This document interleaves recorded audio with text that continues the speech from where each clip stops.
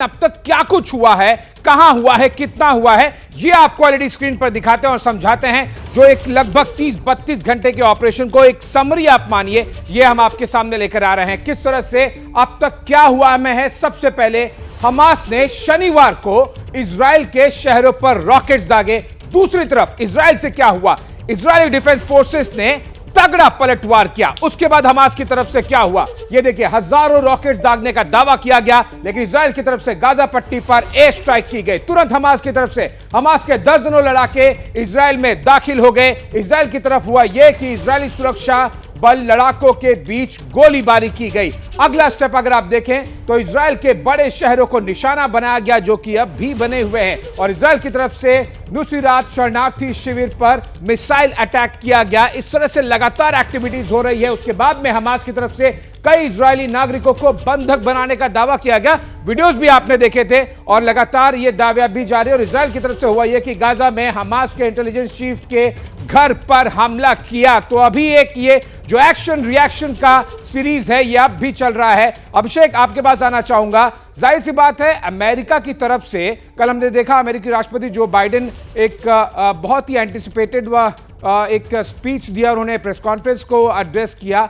क्या इतना सपोर्ट मिला उनके शब्दों में जितना इजराइल उम्मीद कर रहा था, या फिर केवल एक पैसिव सपोर्ट बोलकर वो वहां से चल दिए?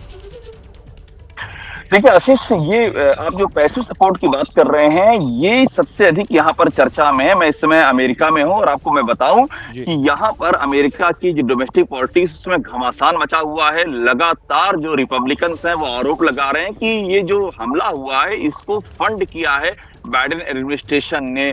$6 बिलियन जो ईरान के फंड में दिए गए हैं, वो यहाँ पर एक बड़ा इश्यू बना हुआ है। और ये लगातार आवाज, हालांकि इजराइल की ओर से ये कहा गया है कि वो थैंक करते हैं बाइडेन एडमिनिस्ट्रेशन को लगातार, लेकिन अमेरिका में दो तरह की विचारधाराएं हैं। और एक बात मैं आपको और बता दूं, जो अभी गाजा स्ट्रिप की बात आप जो कर रहे थे आशीष, वहां एक बात जाननी बहुत जरूरी है कि वहां पर जो अभी लड़ाई चल रही है, जो मेरे पास जानकारी वहां से आ रही है, चूंकि उस इलाके में मैं जा चुका हूँ, सिद्रोत का जो इलाका है, और वहां एरेज क्रॉसिंग है, वहां जो रीम है, एरेज क्रॉसिंग के पास में रीम है, वो डिविजनल हेडक्वार्टर है, गाजा के पास पड़ता है इजरायली डिफेंस फोर्स का। और साथ में वहां पर जिकिम है, जो मिलिट्री बेस है।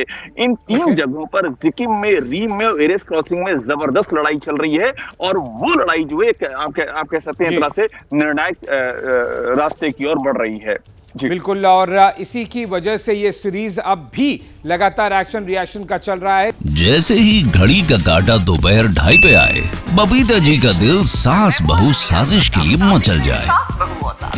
और ये है इनकी बहू, पूरे दिन ऑफिस की टेंशन हो जाए गॉन जब ये करें अपना फेवरेट शो फ्री टाइम पे ऑन। इनकी तरह आप भी देखिए अपना फेवरेट शो अपने टाइम पर, और डाउनलोड कीजिए एबीपी लाइव ऐप अपने स्मार्ट टीवी पर।